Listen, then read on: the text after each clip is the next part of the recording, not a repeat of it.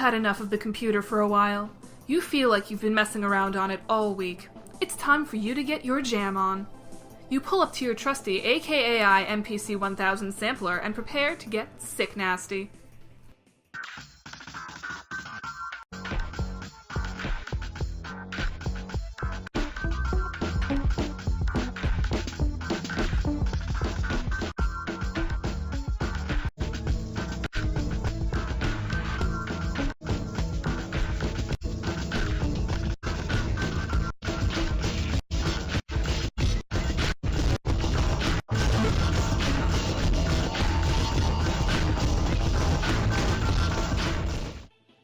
You take a sip of the apple juice, despite what John said.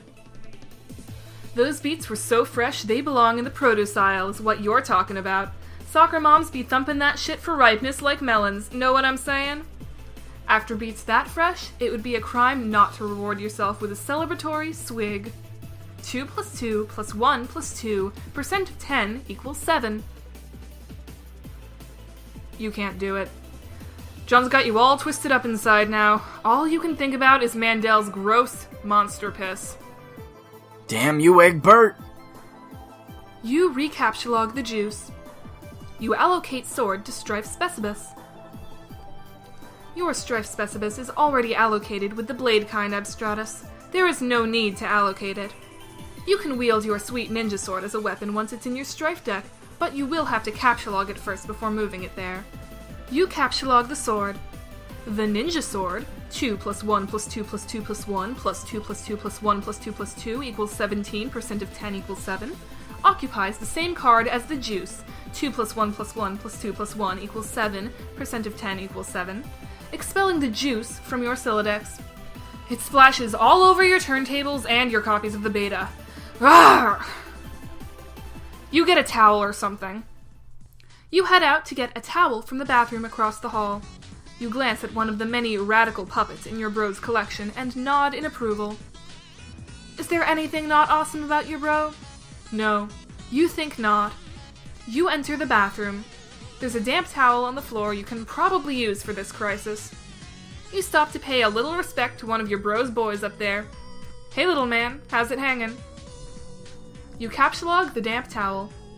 You take the damp towel, 2 plus 1 plus 2 plus 2 plus 2 plus 1 plus 2 plus 1 plus 2 equals 15, percent of 10 equals 5, expelling the box, 2 plus 1 plus 2 equals 5, percent of 10 equals 5. You search the bathroom for something slightly less damp. Nah, you just decide to wring this towel out into the toilet to make it less damp. It is now just a towel.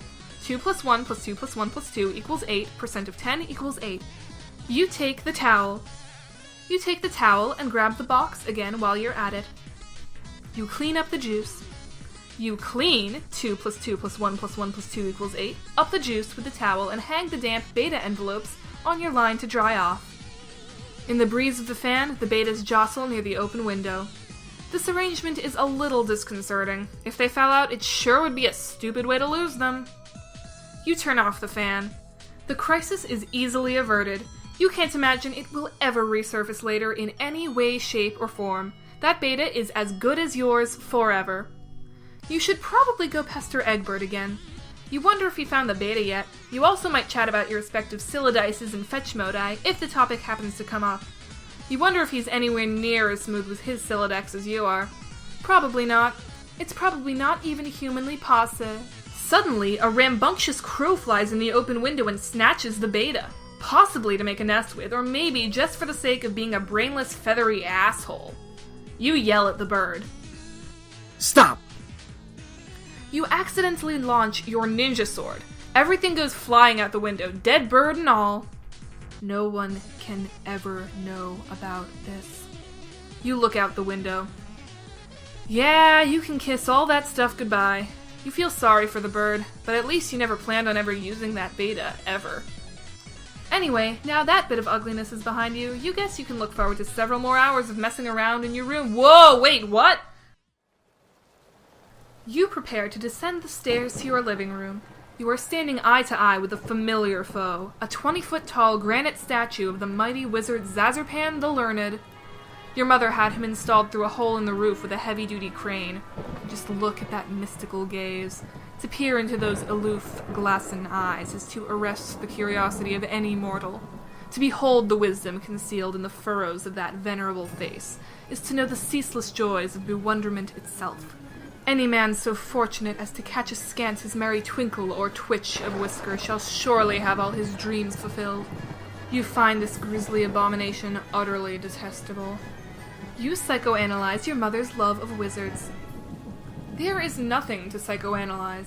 Your mother clearly has no real affinity for these damnable things. She only collects them to spite you.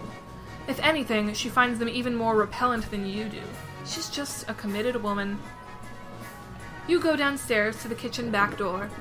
You descend to the living room area of your home's expansive open layout. There is the sound of rushing water beneath the floor.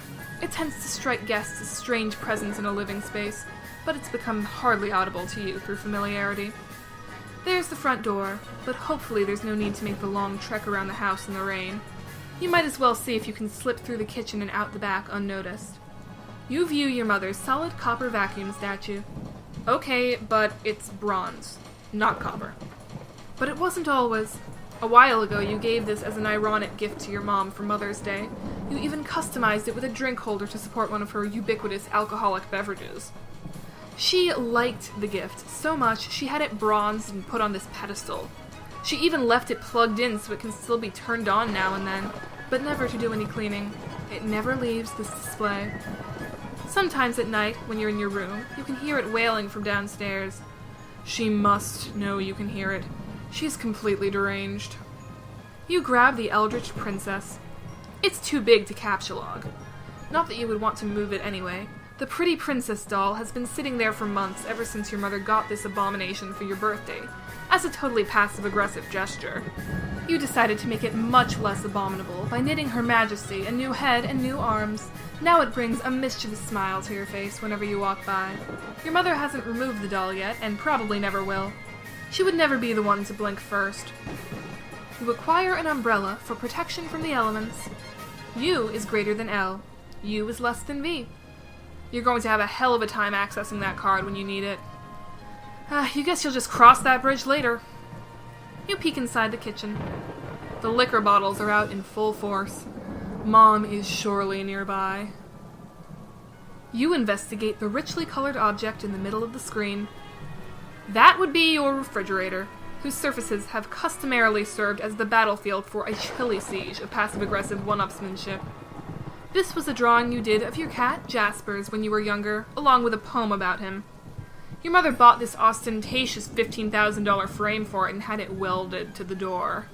Using the colorful magnet letters, you recently left a succinct message, which may or may not have been directed towards anyone in particular. But you couldn't find the letter W, so you just stuck two V's together. Your mother then purchased a fresh pack of W's and left them there for your convenience.